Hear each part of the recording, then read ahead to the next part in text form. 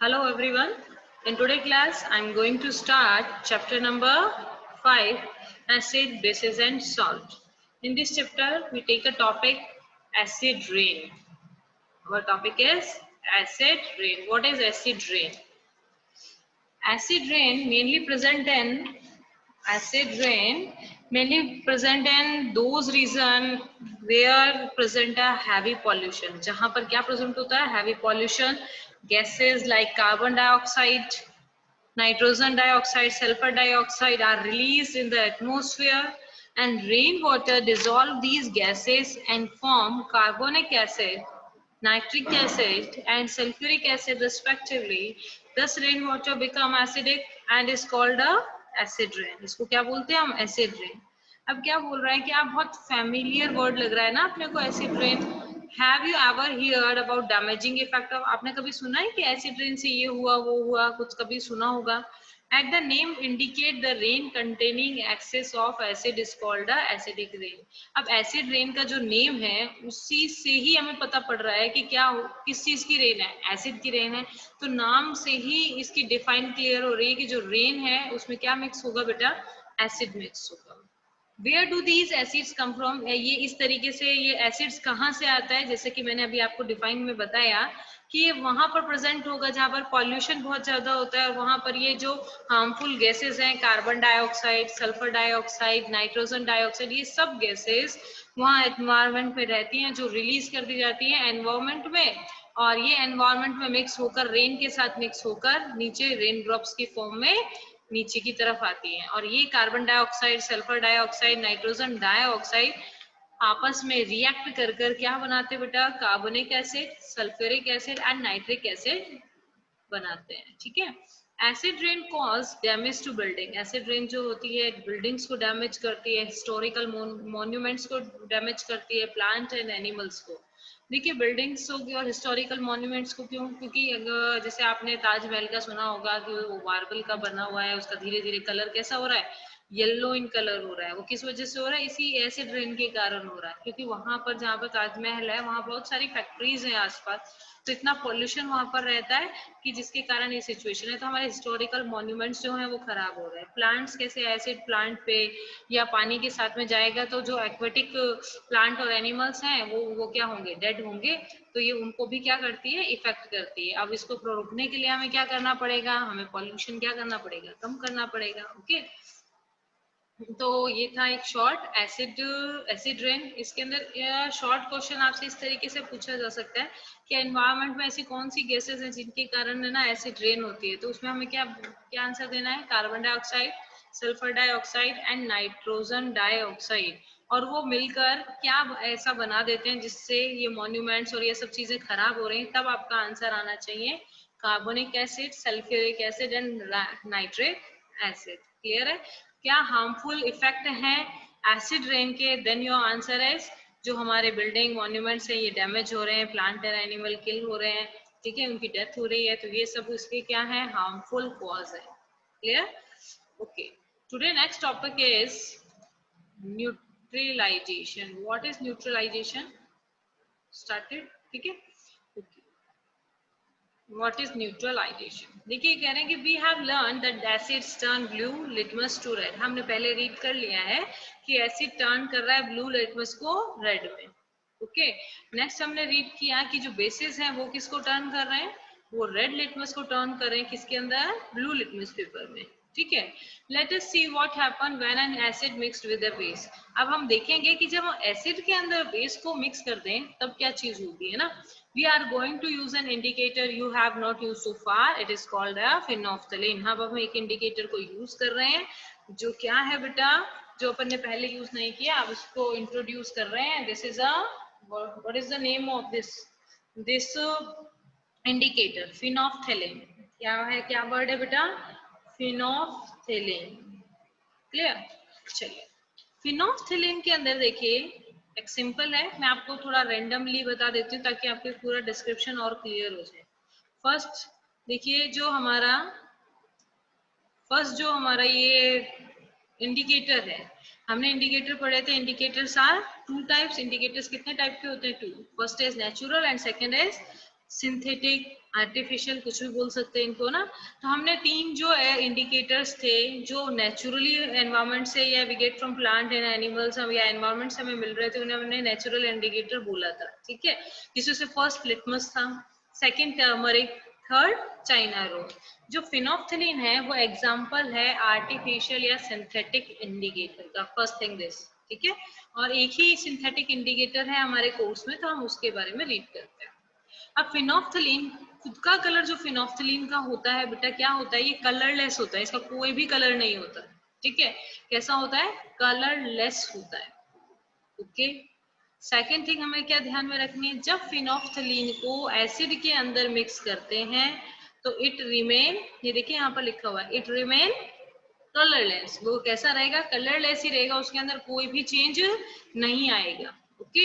जैसे हमारे टर्मरिक में हो रहा था, टर्मरिक के अंदर क्या हो रहा था, जब हम एसिड के साथ में उसको मिक्स कर रहे थे या ऐड कर रहे थे तो क्या हो रहा था, नो चेंज, उसका येलो कलर में कोई चेंज नहीं आ रहा था। सेम वैसे ही फिनोफ्थलीन खुद भी कैसा होता है बेटा, कलरलेस होता है। और जब एसिड के साथ में फिनोफ्थलीन को मिक्स कराते हैं तो वो भी कैसा कैसे रहता है, it remain colourless.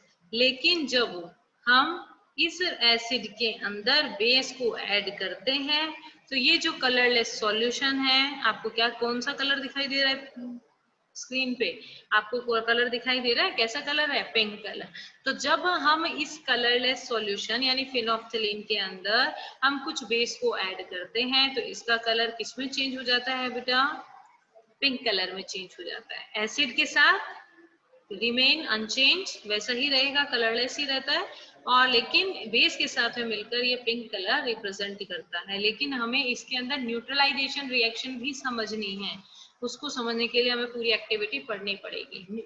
In short में आपको थोड़ा बता देती हूँ तो आपको समझने में और हेल्प मिलेगी। एसिड और बेस आपस में मिक्स करने पर एक दूसरे को न्यूट्रलाइज कर देते हैं। न्यूट्रलाइज का मीनिंग क्या हो गया, अगर हमने एसिड के अंदर बेस को मिक्स कर दिया है तो वो एसिड के जो कैरेक्टर्स हैं उनको रिप्रेजेंट नहीं होने देता है, ना उसके कोई टेस्ट को फॉर्म होने देता है। सेम इसी तरीके से अगर हमने एसिड मिक्स किया है तो एसिड बेस के साथ में मिलकर उसको न्यूट्रलाइज कर देता है, ओके।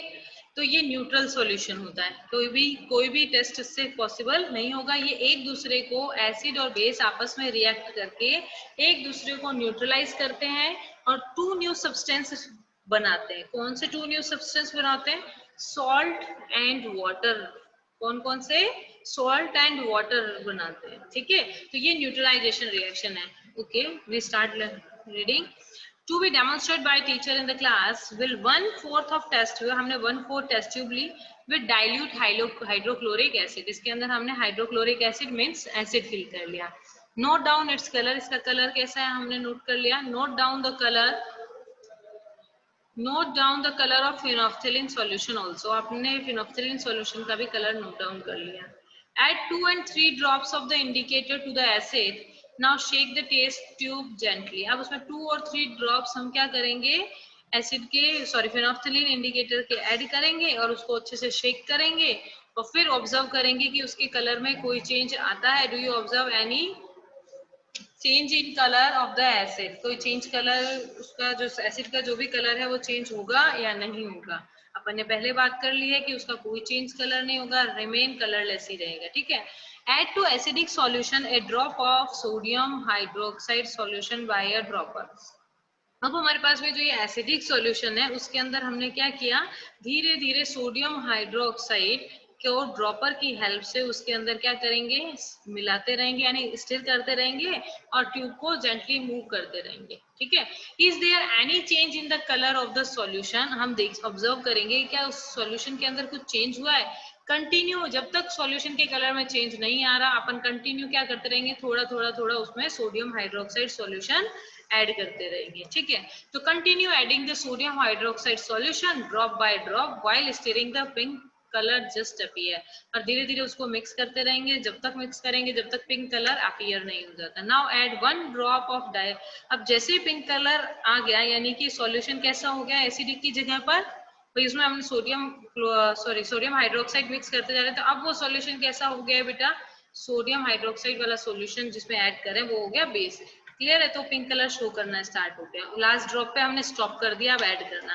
अब हम उसमें वापस से ऐड करेंगे कुछ dilute hydrochloric acid, what do you observe, हम क्या ऑब्जर्व करेंगे, हम ऑब्जर्व करेंगे कि वो वापस कैसा हो गया, कलरलेस हो गया। वापस कैसा हो गया बेटा, colourless. Again add 1 drop of sodium hydroxide solution, वापस उसमें हमने सोडियम हाइड्रोक्साइड सॉल्यूशन को ऐड किया।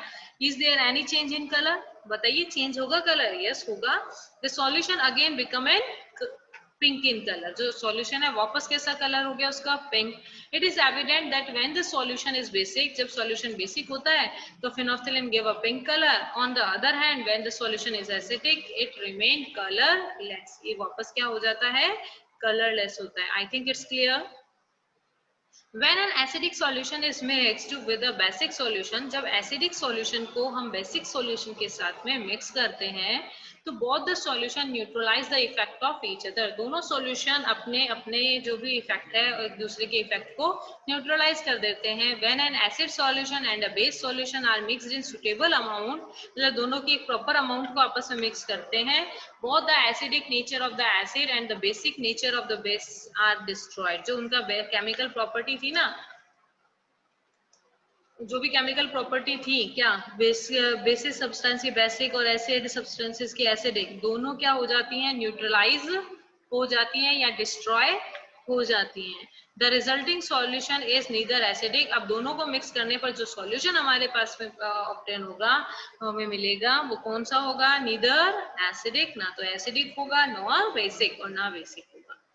Touch the test tube immediately, अब जब आपने ये सॉल्यूशन को मिक्स किया ना और वो न्यूट्रलाइज करा, दोनों को डिस्ट्रॉय हुआ, तो उस टाइम पे उस टेस्ट ट्यूब को आप टच करके देखें। टेस्ट ट्यूब मीन समझ गए होंगे, आपने काफी टेस्ट कर लिया। ये जो ग्लास की बनी हुई इतनी बड़ी रोड शेप होती है, इसको क्या बोलते हैं अपन, टेस्ट ट्यूब बोलते हैं। अब हमने इस टेस्ट ट्यूब को बाहर से टच, अंदर नहीं हाथ डालना है, बाहर से टच करके देखेंगे तो हम क्या ऑब्जर्व करते हैं, in neutralization reaction heat is always produced और इवॉल्व, जबकि जो भी न्यूट्रलाइजेशन रिएक्शन होगी उसके अंदर हीट क्या होगी, प्रोड्यूस्ड होगी और इवॉल्व होगी। दैट मीन्स टेम्परेचर इंक्रीज होगा कि डिक्रीज होगा, हीट निकल रही है तो टेम्परेचर डिक्रीज होगा कि इंक्रीज होगा, टेम्परेचर इंक्रीज होगा। The evolve that raises the temperature of the reaction mixture, तो ये रिएक्शन मिक्सचर है जिसमें हमने एसिड और बेस को मिक्स किया, तो जो इन दोनों ने डिस्ट्रॉय कर दिया और एनर्जी को या हीट को क्या किया, प्रोड्यूस और इवॉल्व किया।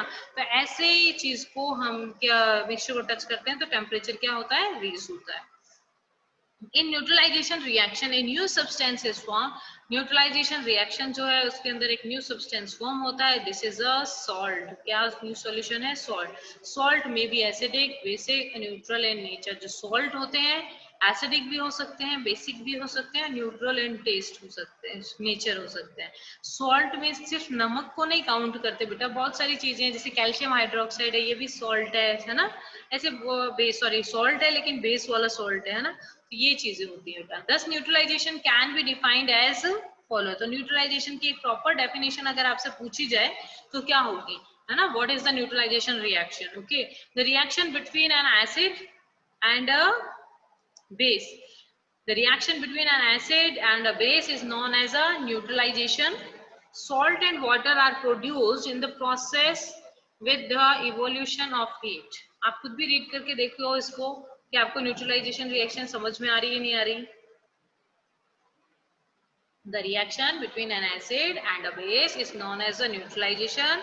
Salt and water are produced in the process with the evolution of heat. Acid plus base दोनों रिएक्ट करेंगे, सॉल्ट बनाएंगे, प्लस में वाटर और हीट साथ में इवॉल्व होगी, हीट प्रोड्यूस होगी। The following reaction is an example, hydrochloric acid plus sodium hydroxide. अब जनरल एसिड की जगह हमने क्या लिया, हाइड्रोक्लोरिक एसिड यूज कर रहे हैं, बेस की जगह पर सोडियम हाइड्रोक्साइड, दोनों को मिक्स किया, दोनों की रिएक्शन करवाई, रिजल्टेंट हमें क्या मिला, NaCl, सोडियम क्लोराइड मिल गया और वाटर मिल गया। Bujo added dilute sulfuric acid to lime water. Will the reaction mixture become hot or cool? जो बुजो कह रहा है कि डाइल्यूट सल्फ्यूरिक एसिड को अगर अपन लाइम वाटर में मिक्स करते हैं तो क्या वो हॉट और कूल होगा, बेटा स्ट्रॉन्ग और वीक से कोई फर्क नहीं है, दोनों की रिएक्शन से हीट प्रोड्यूस होगी, लेकिन हाँ उतनी हीट प्रोड्यूस नहीं होगी, ठीक है। Neutralization reaction in everyday of life, हमारे डेली रूटीन के अंदर न्यूट्रलाइजेशन रिएक्शन का क्या रोल है वो हम देखते हैं। First is indigestion. इनडाइजेशन क्या होता है ना, अपने सेकंड चैप्टर में रीड किया। स्टमक के अंदर हमारे क्या रिलीज होता है बेटा, फूड को डाइजेस्ट करने के लिए कौन सा एसिड रिलीज होता है, हाइड्रोक्लोरिक एसिड रिलीज होता है। कई बार क्या होता है, our stomach contain hydrochloric acid, it help to digest food as you have learn chapter number 2। कई बार क्या होगा, but too much of acid in the stomach causes indigestion. कई बार जरूरत से ज्यादा या ज्यादा एसिड जो है हमारे स्टमक से क्या हो जाता है, रिलीज हो जाता है, जिसके कारण भी इनडाइजेशन होता है। इनडाइजेशन मतलब जो भी फूड है वो प्रॉपर डाइजेस्ट नहीं होता है। और इस एसिड ज्यादा रिलीज होने के कारण, ये जो इनडाइजेशन है या एसिड ज्यादा रिलीज होने के कारण हमें बहुत पेन फील होता है, थोड़ा पेन होता है, सेंसेशंस आती हैं, है ना, जलन होती है। टू रिलीव इनडाइजेशन, अब इस इनडाइजेशन से बचने के लिए, उस पेन से बचने के लिए ना, हमें क्या करना पड़ेगा, we take an antacid. Antacid मतलब एसिड के अगेंस्ट हमें कुछ एक चीज लेनी पड़ेगी, such as milk of magnesia. जो हम क्या लेते हैं, मिल्क ऑफ मैग्नीशिया लेते हैं। Milk of magnesia which contain a magnesium hydroxide. Milk of magnesia के अंदर क्या इंक्लूड रहता है बेटा, मैग्नीशियम हाइड्रोक्साइड रहता है। ये जो मैग्नीशियम हाइड्रोक्साइड है, ये एग्जाम्पल है किसका, बेस का। अभी हमने न्यूट्रलाइजेशन रिएक्शन रीड की ना, उसमें हमने क्या करा, एसिड और बेस को आपस में मिक्स कर देते हैं तो वो एक दूसरे के इफेक्ट को क्या कर देते हैं, खत्म कर देते हैं ना। तो हमारे स्टमक के अंदर बहुत ज्यादा एसिड आ गया, यानी एसिडिटी हो गई है। अब उस एसिडिटी को खत्म करने के लिए हमें क्या करना पड़ेगा, मिल्क ऑफ मैग्नीशिया यानी मैग्नीशियम हाइड्रोक्साइड लेंगे, यानी कि हमने बेस को अंदर की तरफ लेंगे तो एसिड और बेस आपस में रिएक्ट करेंगे और एक दूसरे को न्यूट्रलाइज कर देंगे। It neutralises the effect of excessive acid. जो एक्सेसिव एसिड है वो क्या करेगा, अंदर जाके उसको न्यूट्रलाइज कर देगा। ठीक है। आप जो कई बार क्या होता है, एसिडिटी ज्यादा हो जाती है तो अपन इनो वगैरह ऐसी चीजें लेते हैं, तो उनके अंदर भी क्या होता है बेटा, बेस ही होता है। सोडियम बाइकार्बोनेट होता है ना, तो बेस का एग्जांपल, तो बेस ही होता है और तभी वो हमको क्या करता है, रिलीफ देता है। ठीक है। Next one is ant bite. When an ant bite, it inject the acidic liquid into the skin. जब भी हमें कोई भी चींटी खाती है तो उसके वो इंजेक्ट कर देती है हमारी बॉडी के अंदर एक एसिडिक लिक्विड। वो एसिडिक लिक्विड जो होता है वो कौन सा होगा, फॉर्मिक एसिड होगा। ये एसिडिक लिक्विड जो है, फॉर्मिक एसिड, हमारी स्किन के अंदर जाता है। अब एसिड गया है तो क्या होगा, थोड़ा पेन तो होगा ही, तो द या सेंसेशन होना स्टार्ट हो जाएगा उस जगह पर। The effect of acid can be neutralise. अब जो इफेक्ट है इस एसिड का, उसको न्यूट्रलाइज करने के लिए हमें क्या करना पड़ेगा उस जगह पर, bye rubbing a most baking soda, sodium hydrogen carbonate. ये जो बेकिंग सोडा है इसके अंदर क्या होता है, सोडियम हाइड्रोजन कार्बोनेट होता है। ठीक है, सोडियम हाइड्रोजन कार्बोनेट होगा, विच कंटेन जिंक कार्बोनेट, जिसके अंदर और क्या, और कैलामाइन सॉल्यूशन भी यूज लगा सकते हैं जिसके अंदर जिंक कार्बोनेट होता है। ठीक है। तो एसिड उसने हमारे बॉडी में इंजेक्ट किया है तो उसके अगेंस्ट हमें क्या, उसके अगेंस्ट हमें क्या ऐड करना पड़ेगा बेटा, जिंक कार्बोनेट। ठीक है। ये जिंक कार्बोनेट बेस के एग्जांपल्स हैं। ठीक है। Next point is soil treatment. Soil treatment, हम एक्सेसिव फर्टिलाइजर्स को यूज करते हैं। तो ज्यादा फर्टिलाइजर यूज करने से क्या होता है, सॉइल बिकम एसिडिक। सॉइल कैसी हो जाती है, एसिडिक हो जाती है। Plant do not grow well when the soil is इधर एसिडिक और बेस। प्लांट प्रॉपर ग्रो नहीं हो पाते हैं अगर सॉइल एसिडिक है और या बेसिक है। तो हमें दोनों टाइप की, अगर सॉइल के अंदर प्रॉब्लम आ गई है तो हमें उसको सॉल्व करना पड़ेगा ना। तो उसके लिए हमें क्या करना है, when the soil is too acidic, जब सॉइल क्या होती है हमारी ज्यादा एसिडिक हो जाती है तो उसको हमें ट्रीट कराना पड़ता है बेसिस से। तो एक क्विक लाइम, और उसको केमिकल फॉर्म में, केमिकल नेम है कैल्शियम हाइड्रोक्साइड। एक स्लैग्ड लाइम जिसका केमिकल नेम है कैल्शियम हाइड्रोक्साइड। ये दोनों एग्जाम्पल किसके हैं बेटा, ये दोनों एग्जाम्पल बेस के हैं। ठीक है। If the soil is basic, अगर सॉइल, ये तो मिक्स करेंगे कब, जब सॉइल कैसी हो जाएगी, एसिडिक हो जाएगी, तब हम क्विक लाइम और स्लैग्ड लाइम को यूज कर लेंगे।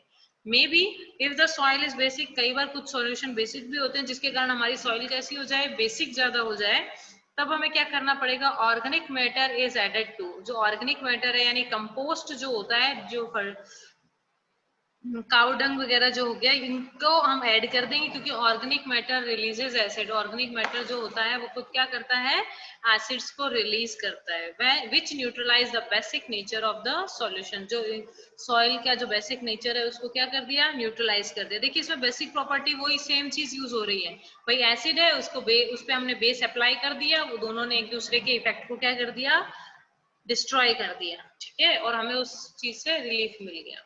Last, factory waste, the waste of many factories contain acid. जो कुछ फैक्ट्रीज का जो वेस्ट होता है उसके अंदर क्या क्या कंटेन होता है, एसिड कंटेन होता है, ठीक है। The acid will sorry if they allow to flow into a water body। अब ये जो एसिड जो वेस्ट है फैक्ट्री का उसको डायरेक्टली वाटर बॉडीज के अंदर अलाउ कर दें, फ्लो कर दें, तो क्या होगा, the acid will kill. Acid के कारण क्या हो जाएगा, जो भी एक्वेटिक फिश है या अदर ऑर्गेनिज्म है, प्लांट है या दूसरे एनिमल्स हैं, वो सब क्या हो जाएंगे, किल यानी डेथ हो जाएगी उनकी। The factory waste are therefore neutralized by adding basic substances। जब भी ऐसे सब्सटेंस को यानी एसिडिक वेस्ट को डिस्कार्ड किया जाता है बाहर, तो उसको पहले बेसिक सॉल्यूशन मिलाकर न्यूट्रलाइज किया जाता है, उसके बाद में ही उसको बाहर रिलीज किया जाता है, ठीक है। तो हमने न्यूट्रलाइजेशन की एवरीडे लाइफ, डेली रूटीन की लाइफ में ये हमारे को कैसे हार्मफुल रहता है, तो हमने एक इंडाइजेशन रीड किया जिसमें हम मिल्क ऑफ मैग्नीशिया को टेक करेंगे तो हमें रिलीफ मिल जाएगा। सॉइल ट्रीटमेंट में एसिडिक और बेसिक दोनों चीजें हो सकती हैं। अगर एसिडिक है तो हम क्विक लाइम और स्लैग लाइम का यूज करेंगे, और अगर हमारी सॉइल क्या हो गई है, बेसिक हो गई है, तो हम ऑर्गेनिक मैटर यानी जो कंपोस्ट है, ऑर्गेनिक कंपोस्ट, उसको ऐड करेंगे। फैक्ट्री वेस्ट के अंदर किसी भी बेस को यूज करते हुए हम इसके एसिड को न्यूट्रलाइज करेंगे ताकि ये अपने इफेक्ट को खत्म करे। एंट बाइट होगा तो वो हमारी बॉडी के अंदर कौन सा एसिड, फॉर्मिक एसिड रिलीज करती है। इस फॉर्मिक एसिड के कारण हम बेकिंग सोडा भी यूज कर सकते हैं और एक कैलामाइन सॉल्यूशन आता है वो भी लगा सकते हैं, जिससे हमारी जो बर्निंग सेंसेशन वहां पर हो रहा होता है या जो पेन फील हो रहा होता है वो क्या होता है, कम हो जाता है। Neutralization reaction, the reaction between an acid and base is known as a neutralization. Salt and water are produced in the process with the evolution of heat. It is a very important definition. अब आपको इनमें से कोई भी example अगर पूछते हैं तो आप ऐसा कहेंगे और फिर ये न्यूट्रलाइजेशन रिएक्शन की डेफिनेशन आपको लिखनी पड़ेगी ना, ऐसा आपने वो क्यों यूज किया, why you use baking soda when ant bite. आप बेकिंग सोडा को क्यों यूज कर रहे हैं जब आपको एंट बाइट हो रही है, तो आप क्या रीजन लिखेंगे, तो हम यही तो रीजन लिखेंगे ना कि भाई एसिड और बेस क्या कर रहे हैं, आपस में रिएक्ट करके एक दूसरे को न्यूट्रलाइज कर देते हैं, ठीक है। तो ये न्यूट्रलाइजेशन रिएक्शन हो जाएगी। तो ये रीजन अपने को हर एक चीज के अंदर इसमें यूज करना है। Clear? I hope all are understood very well. Okay.